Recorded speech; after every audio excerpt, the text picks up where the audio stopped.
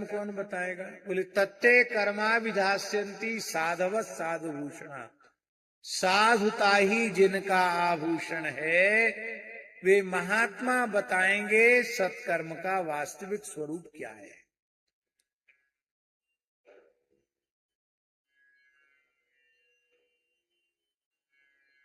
नारद जी वेद वेदांत सुना रहे थे, उपनिषद सुना रहे थे, गीता सुना रहे थे, ये सत्कर्म ही तो था। पर आकाशवाणी ने ये क्यों कहा? इसका तात्पर्य क्या है? बहुत ध्यान से सुने। इसका एक ही तात्पर्य है कि आपने, स्वामी जी, आपने अपने मन से, अपनी बुद्धि से जिस साधन को सत्कर्म के रूप में सुनिश्चित किया है, वो सत्कर्म नहीं है। आपसे ज्येष्ठ श्रेष्ठ पूज्य पुरुषों ने, सदगुरुदेव ने, संतों ने कृपा करके जो कह दिया कि ये तुम्हारे लिए उत्तम है, साधक के लिए वही सत्कर्म है।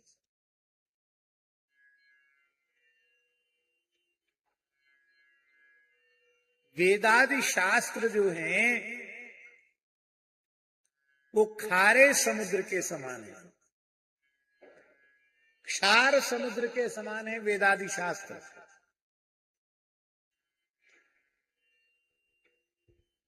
और संत सदगुरुदेव बादलों के समान है, मेघ के समान है। मेघ अपने में जलाहरण कहां से करते हैं? मानसून समुद्र से उठता है, समुद्र से ही जलाहरण करते हैं बादल। और बरसते हैं तो कैसा बरसते हैं? खारा बरसते हैं कि मीठा?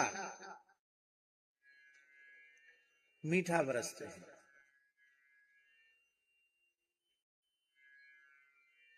और जैसा समुद्र में जल है, वैसा का वैसा जल मेघ अपने में आहरण करने लग जाएं और बरसाने लग जाएं, तो बिना प्रलय के प्रलय हो जाएगा। नमक के पानी से सारे पेड़ जल जाएंगे, सारी धरती जल जाएगी, फसल जल जाएगी, सारे मकान गल जाएंगे, कहीं कुछ नहीं रह जाएगा।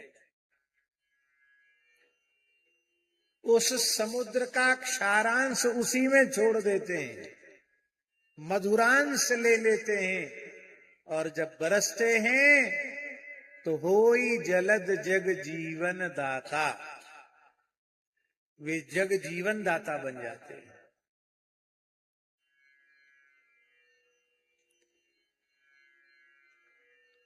स्वामी जी, जब से नेट पर सब पुस्तकें उपलब्ध हो गई और लोग ज्यादा पढ़ लिख गए, तब से शास्त्रों के प्रति हीन भावना, उनके प्रति श्रद्धा, उनके प्रति विश्वास, उनके प्रति प्रेम, उनके प्रति समर्पण, उनके प्रति श्रद्धा, उसमें बहुत कमी आ गई। आप मांस भक्षण का निषेध करिए, देखिए तमाम लोग कहेंगे अमुक पुराण में मांस खाने की बात लिखी है, अमुक पुराण में मांस खाने की लिखी है।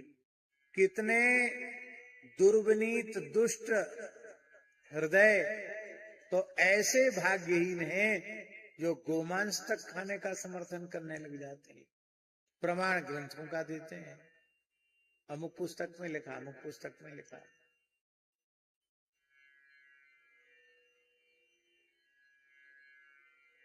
तो क्या उसमें लिखा है? आप प्रश्न करेंगे क्या उसमें लिखा है? लिखा तो है, पर किसके द्वारा कहा गया, किसके लिए कहा गया, किस साधक को उसका उपदेश है? शास्त्र किसी एक व्यक्ति के लिए नहीं होता है। सात्विक प्रकृति वालों के लिए सात्विक साधन का उपदेश करता है, राजसी प्रकृति वालों के लिए राजसी साधन का उपदेश करता है, तामसी प्रकृति वालों के लिए तामसी साधन का उपदेश करता है, और गुणातीत साधकों के लिए गुणातीत साधन का उपदेश करता है। शास्त्र कोई एक व्यक्ति के लिए होता है?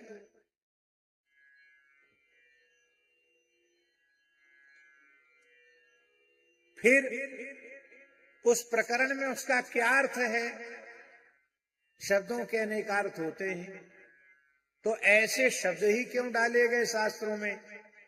परोक्ष प्रिया ही देवा, देवता परोक्ष प्रिय होते हैं, प्रत्यक्ष में अर्थ उसका कुछ दूसरा निकलता है, पर जो प्रत्यक्ष में अर्थ है वो नहीं है।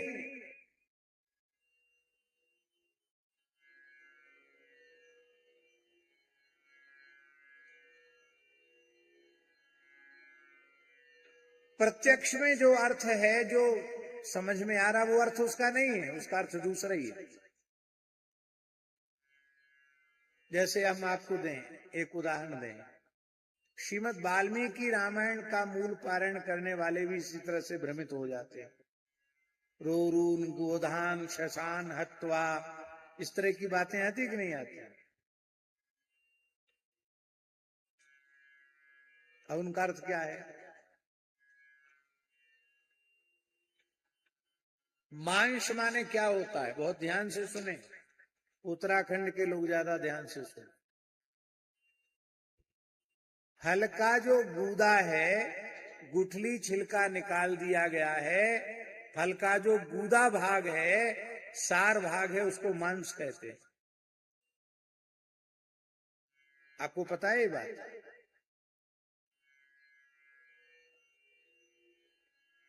आप तो उसी को मांस मानते हैं।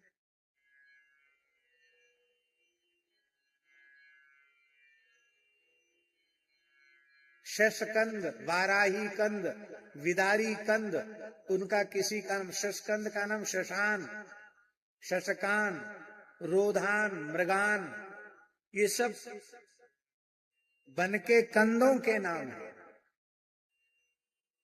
आप कहेंगे ये तब खींचतान का अर्थ कर रहे हो। अब हम उसी वाल्मीकि रामायण से दूसरा उदाहरण दे रहे हैं। भगवान श्री राम को जब ये पता चला कि मेरे पूज्य पिता राजर्षि चक्रवर्ती महाराज दशरथ दिवंगत हो गए, तब राघव प्रयाग में चित्रकूट में भगवान श्री राम ने अपने पूज्य पिता के लिए श्राद्ध किया, पिंडदान किया, जलदान किया, और भगवान अपना पिंडदान आदि कृत्य करके संपन्न करके भगवान अपने आश्रम पर लौट आए। पीछे से गुरुदेव वशिष्ठ जी के साथ राजमाताएं और गुरु माता अरुंधति वहां से निकली, तो वहां श्राद्ध का विस्तार हो रहा था। उसको देख करके माताएं रोने लगी और उन्होंने कहा, यदन्नः पुरुषो भवति तदन्नास्तस्य देवता।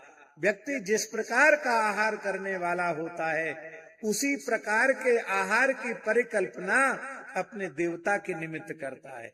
भगवान श्री राम वनवासी हैं, वे अन्न ग्रहण नहीं करते हैं, वे केवल कंदमूल फल ही आहार के रूप में लेते हैं। इसलिए इन्होंने ये कंदमूल फल, ये पिण्याक के चूर्ण से ही इन्होंने ये आज अपने पिता को पिंड दिया है। और रोते हुए माताएं कह रही हैं कि आपने ये कड़ुए कसेले बन के फल कहाँ खाए हुए, आपने तो उत्तम राजभोगों को भोगा है। तो हम आपसे पूछ रहे हैं, जो भगवान श्री राम अपने पिता के श्राद्ध में भी कंदमूल फल का प्रयोग करते हैं, वे अपने आहार के लिए वन में जाकर पशुओं को, खरगोशों को, पशुओं को मार करके इनका मांस खाएंगे।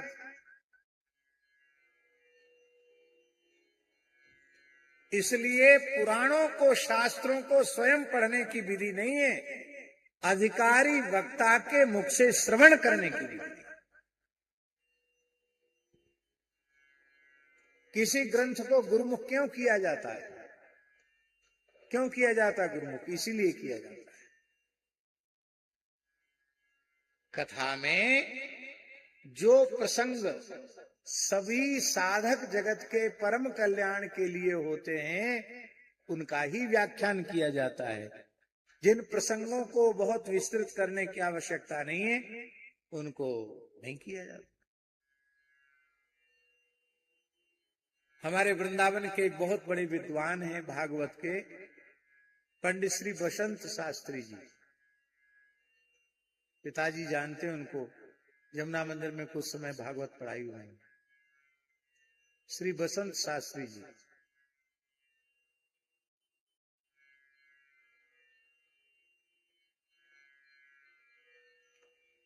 तो वो अच्छे विद्वान हैं, संस्कृतज्ञ हैं, बहुत अच्छे विद्वान हैं, भागवत के अच्छे परिमार्जित विद्वान वक्ता अच्छे हैं। तो एक जगह गुजरात में कथा कहने गए,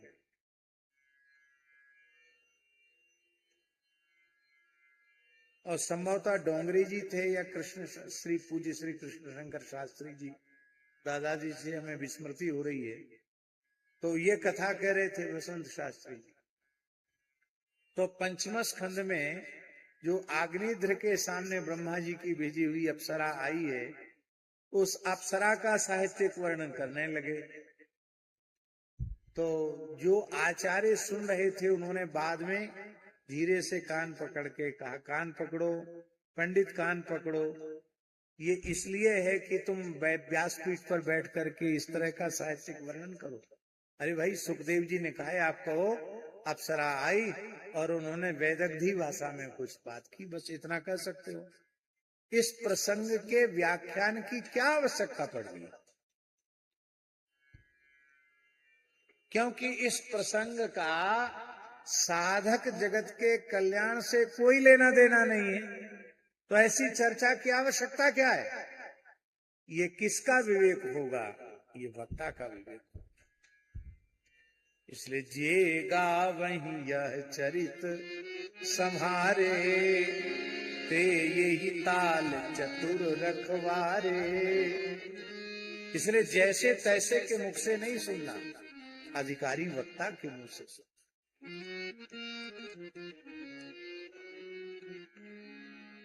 अब तो सब मनमानापन हो गया है, मनमानापन।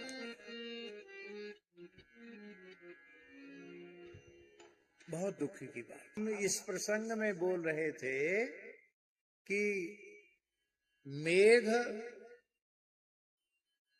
संत मेघ हैं और वेदादि शास्त्र खारे समुद्र के समान है। तो जितना अंश जीव के परम कल्याण के लिए उपयुक्त होता है, उतने ही अंश को वो उपदेश के रूप में, उपदेशामृत के रूप में उसकी वर्षा करते हैं। अभी हम रोज पाठ तो नहीं चल पा रहा, बहुत शिथिल हो रहा हमारा नियम शरीर की स्थिति के कारण, नहीं तो अभी क्रमशः अग्नि पुराण का पाठ कर रहे हैं। अब अग्नि पुराण में इतना तंत्र मंत्र का वर्णन है, बहुत ज्यादा तंत्र मंत्र का वर्णन है। हम वही आपको सुनाने लग जाएं, ऐसा कर देने से मारण हो जाएगा, मोहन हो जाएगा, उच्चाटन हो जाएगा, वशीकरण हो जाएगा, उत्तंभन हो जाएगा, उन्मादन हो जाएगा, उत्पीड़न हो जाएगा, तो उससे हमारा क्या फायदा हो जाएगा, आपका क्या फायदा हो जाएगा? कि हम आपको शुद्ध सात्विक भगवान की उपासना छुड़ाकर मसान में पहुंचा दें, इससे क्या लाभ होने, किसका क्या लाभ होने वाला है?